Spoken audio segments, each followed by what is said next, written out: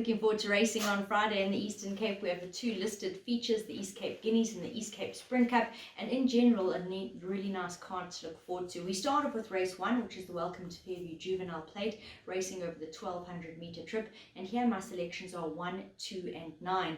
Both horses 1 and 2 have previously got wins behind their name. Norton Sound, 1 run, 1 win. He did jump favourite that day, justified favouritism. The yard are expecting further improvement from him and do expect him to be a big runner.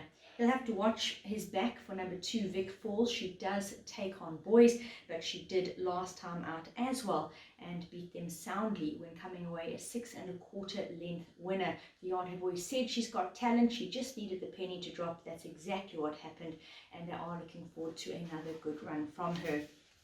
Number 9, South Sandwich, is another runner from the Gavin Smith yard. He hasn't yet notched a win on the board, but he has managed 2 fair runs so far. And the yard do say they are expecting him in the first 4. I think that experience will help, and I am tipping him for 3rd.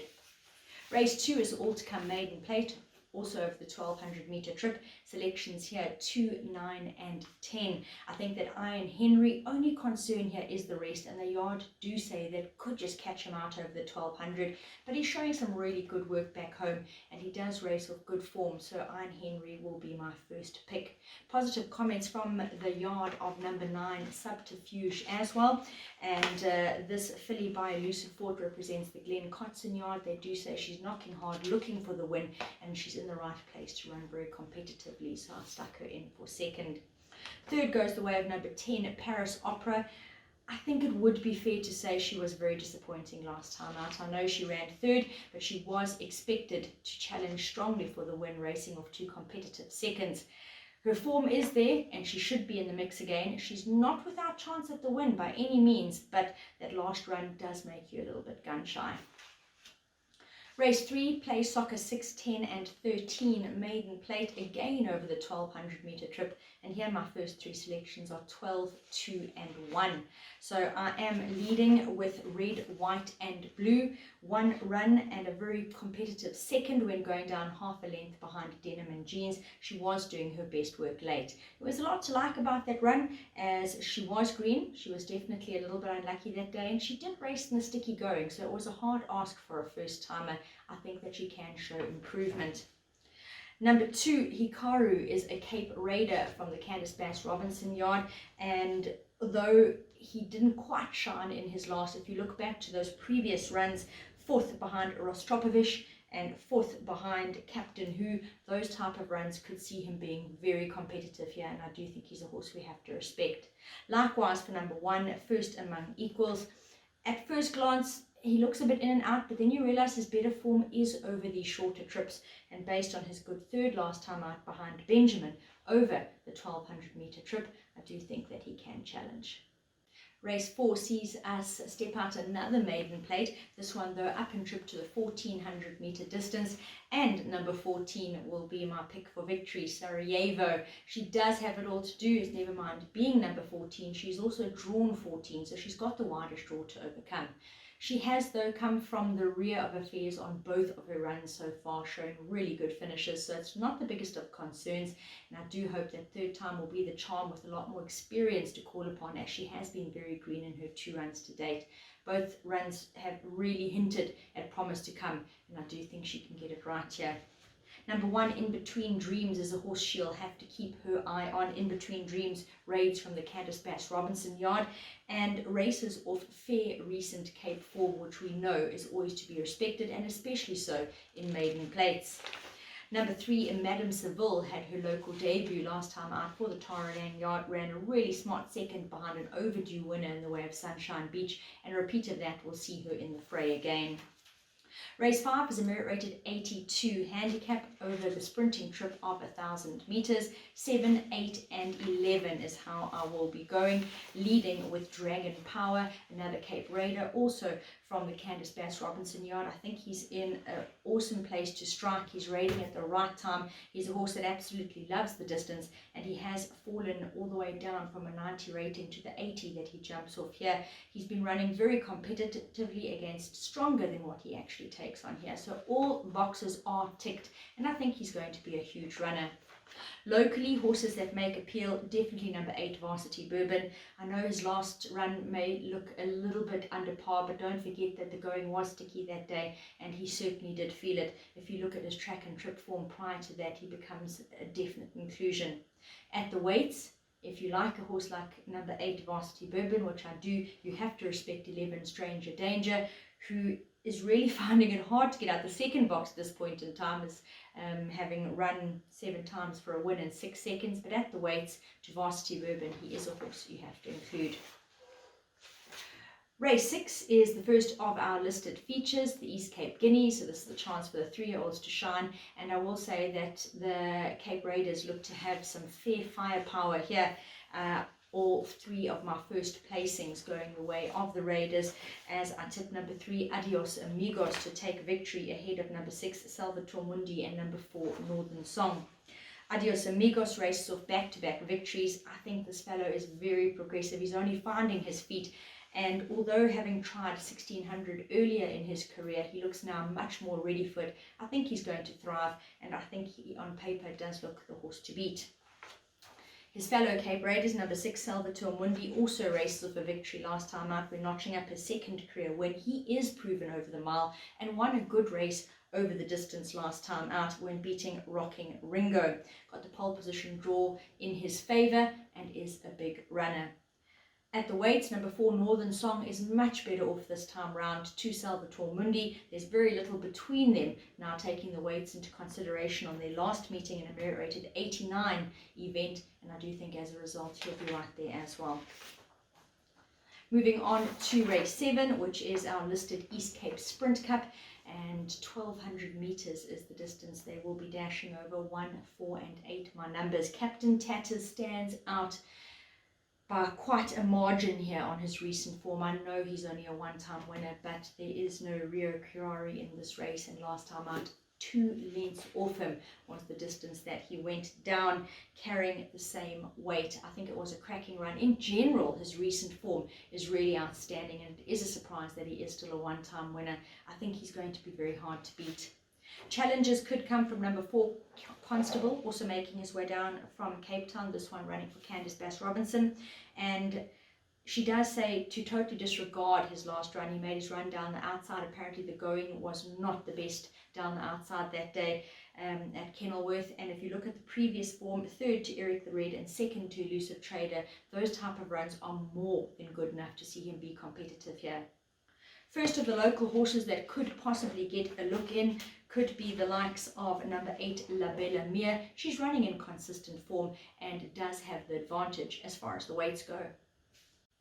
Last of the day is race 8, and over the sprinting trip again of 1200 meters, we finish up with the fillies and mares 86 handicap.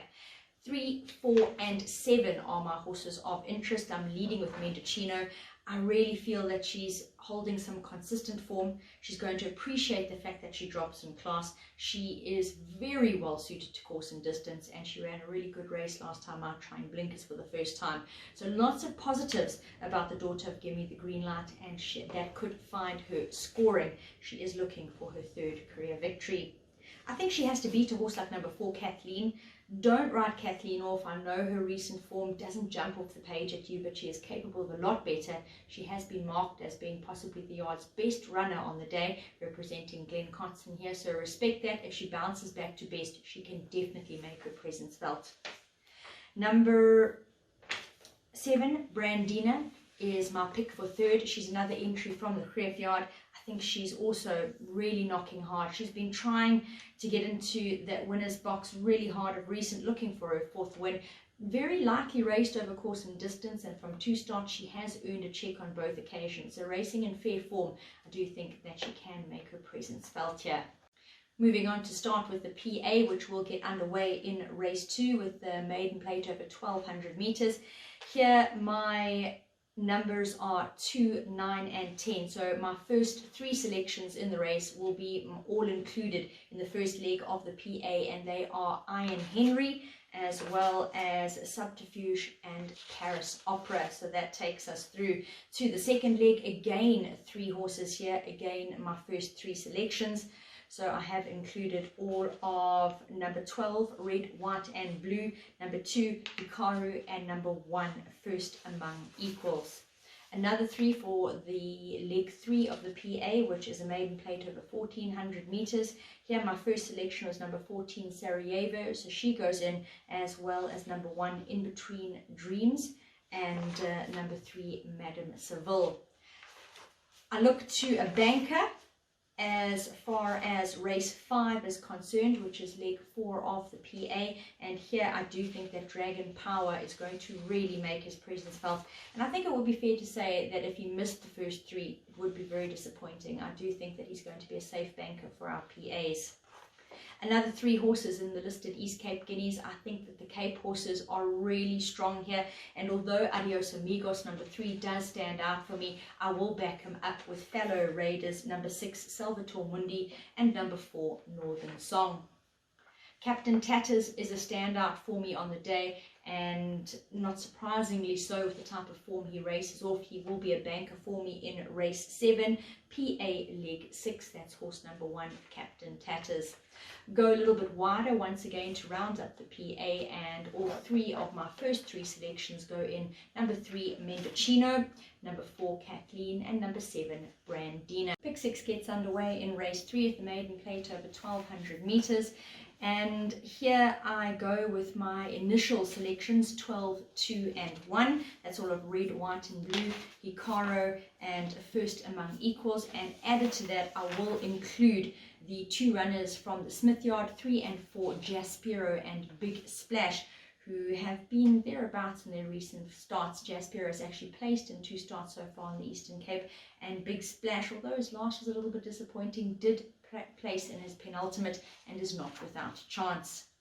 On to race 4, also a little bit wider here. So my first 3 selections all being included in the way of number 14, Sarajevo, and then numbers 1 and 3, In Between Dreams and Madame Seville. To back them up, just in case it is a maiden plate, anything can happen. Number 2, Gallic Girl, making her local debut, is certainly a horse that can pop up on her decent Cape form over this type of distance, relocating and having her first run here.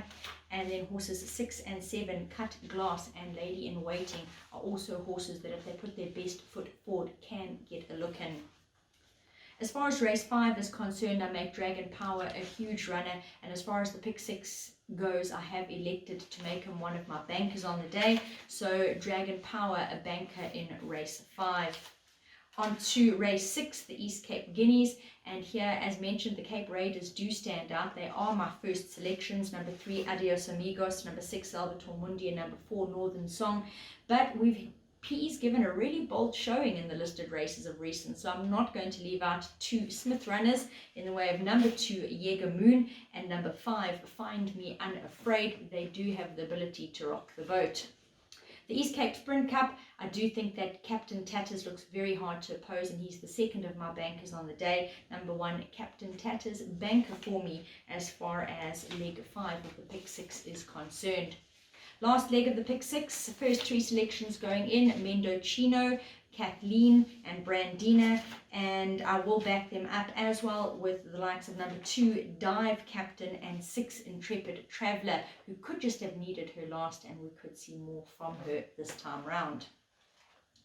Race 4, Jackpot, and I do cover a bit here. First leg of the Jackpot mirrors the first leg of the pick 6. All are horses 1, 2, 3, 6, 7 and 14 going in. I bankered Dragon Power in my pick 6. I will admit, I think that he's a huge runner and does look hard to oppose, but playing for the upset, I have gone very wide in the Jackpot and have included all of numbers 1, Wolfgang, 5, Russian Prince, 6, Delicacy, 9, Spring Awakening, and towards the rear affair, number 12, Evie's First. So playing for a bit of an upset in the Jackpot, and I have covered.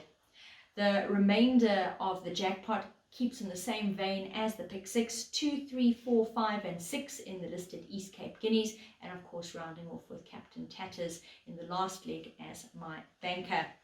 As far as best bet of the day is concerned, Captain Tatters is standout for me. So in race 7, number 1, Captain Tatters will be my best bet. My value bet is earlier in the day, race 4, number 14, Sarajevo. It looks to be a good day's racing. Definitely looking forward to it. Hope you are too.